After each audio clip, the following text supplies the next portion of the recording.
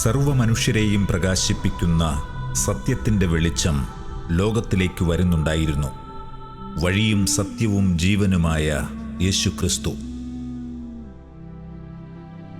രക്ഷാകര ജീവിതവും കുരിശുമരണവും ഉത്ഥാനവും വഴി മനുഷ്യരക്ഷ സാധ്യമാക്കിയ ഈശോനാഥൻ സ്വർഗാരോഹണത്തിന് മുൻപ് ശിഷ്യരെ വിളിച്ച് തൻ്റെ പ്രേഷിത ദൗത്യം ഏൽപ്പിച്ചു.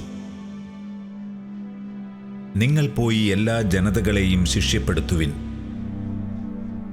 പിതാവിൻ്റെയും പുത്രൻ്റെയും പരിശുദ്ധാത്മാവിൻ്റെയും നാമത്തിൽ അവർക്ക് ജ്ഞാനസ്നാനം നൽകുവിൻ. ഞാൻ നിങ്ങളോട് കൽപ്പിച്ചവയെല്ലാം അനുസരിക്കാൻ അവരെ പഠിപ്പിക്കുവിൻ. യുഗാന്തം വരെ എന്നും ഞാൻ നിങ്ങളോട് കൂടെ ഉണ്ടായിരിക്കും.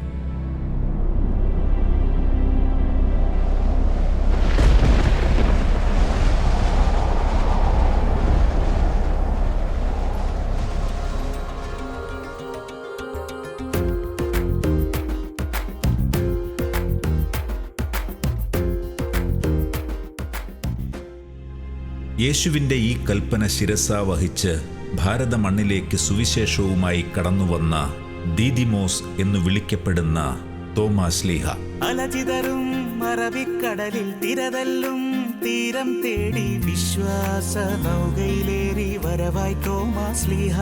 ഓ വരവായി തോമാശ്ലീഹ. അലചിതറും അറബിക്കടലിൽ തിരതല്ലും തീരം തേടി വിശ്വാസ നൗകയിലേറി വരവായി തോമാശ്ലീഹ. ഓ വരവായി തോമാശ്ലീഹ.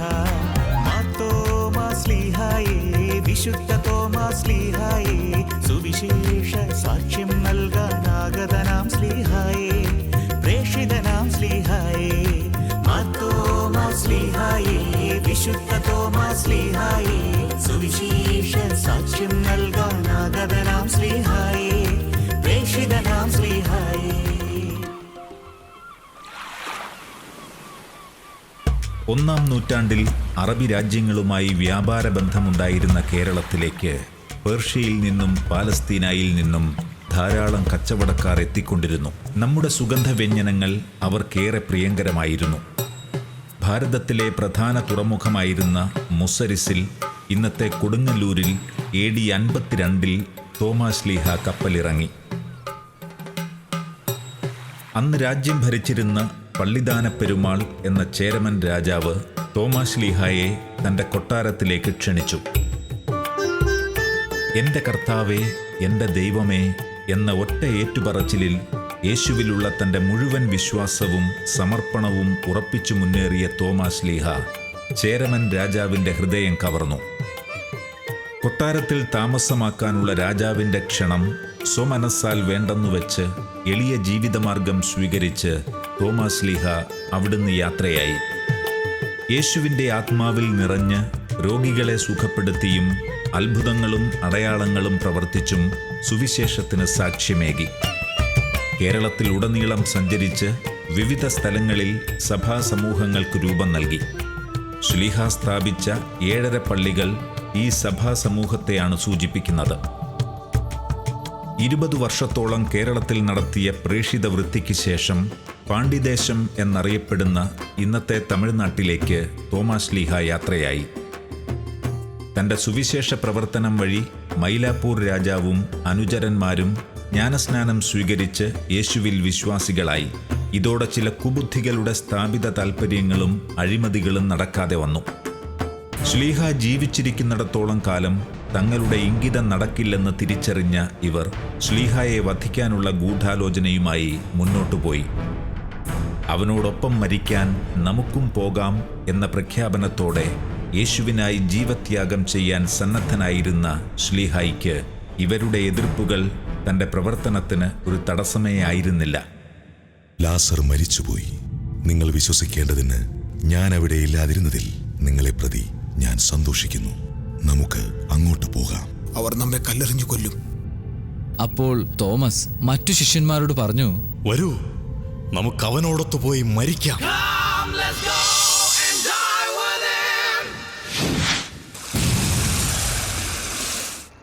AD 72 ജൂലൈ 3-ാം തീയതി ശ്ലീഹ മൈലാപ്പൂരിലെ ചിന്നമലയിൽ പ്രാർത്ഥനാ നിരതനായിരിക്കുമ്പോൾ അദ്ദേഹത്തെ ശത്രുക്കൾ കുന്തം കൊണ്ട് കുത്തിക്കൊന്നു.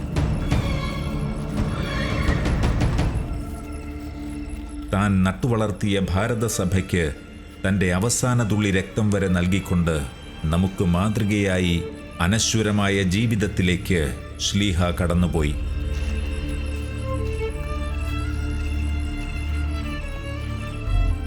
തോമാശ്ലീഹ തെളിച്ച വിശ്വാസം മുറുകെ പിടിച്ച് യേശുവിനായി നമുക്ക് നമ്മെ തന്നെ സമർപ്പിക്കാം.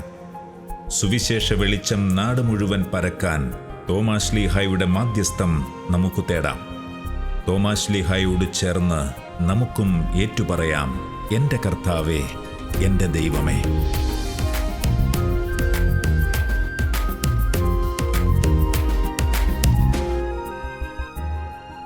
അലചിതറും അറബിക്കടലിൽ തിരതല്ലും തീരം തേടി വിശ്വാസ നൗകയിലേറി വരവായി തോമാശ്ലീഹ, ഓ വരവായി തോമാശ്ലീഹ.